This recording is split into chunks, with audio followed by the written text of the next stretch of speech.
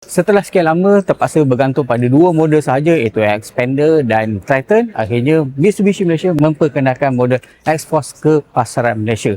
Kalau kau tengok dekat bahagian hadapan ni sangat menarik sebab dia menggunakan falsafah rekaan Dynamic Shield tapi yang baru macam yang ada pada model Mitsubishi Destinator. Okey, korang boleh tengok terutama dekat bahagian depan ni, lampu utama dia berbentuk T dengan semua lampu ni sebenarnya juga bertindak ataupun berfungsi sebagai lampu signal. Lepas tu nak bagi lagi cantik, dia ada grill radiator warna hitam, dan untuk varian paling tinggi Ultimate dia tulis Xforce dekat bahagian depan ni.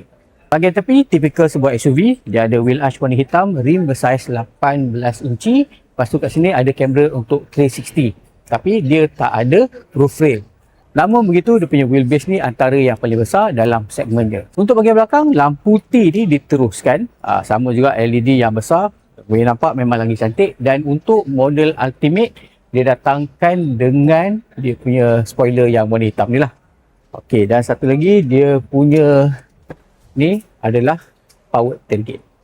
Dia punya ruang ni pun besar. Dan kalau kau nak tutup, ada kunci kat dalam poket, kau boleh guna kick sensor. Xforce ini menggunakan enjin 1.5 liter NA yang berkuasa 105 PS dan 141 Nm of torque. Dan kuasa itu disalurkan ke roda hadapan menggunakan transmisi CVT. Apa yang lebih menarik, walaupun dia guna enjin NA, dia sangat jimat.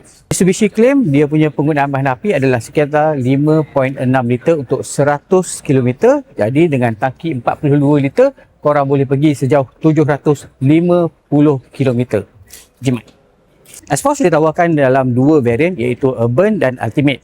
Dia punya tentatif harga adalah Urban RM110,000 dan Ultimate RM120,000. Kalau korang jadi 1,000 pembeli pertama, kau akan dapat rebate RM5,000. Kalau korang adalah existing owner Mitsubishi, kau akan dapat RM1,000 lagi cash rebate. So total jadi RM6,000. Kalau korang beli Xforce ni sebelum model ini dilancarkan secara rasmi pada bulan 4 depan, korang juga layak untuk join kontes beli satu menang satu. Maksudnya bila kau dah beli Xforce ni dan kalau korang memang bertuah, boleh dapat satu lagi Xforce.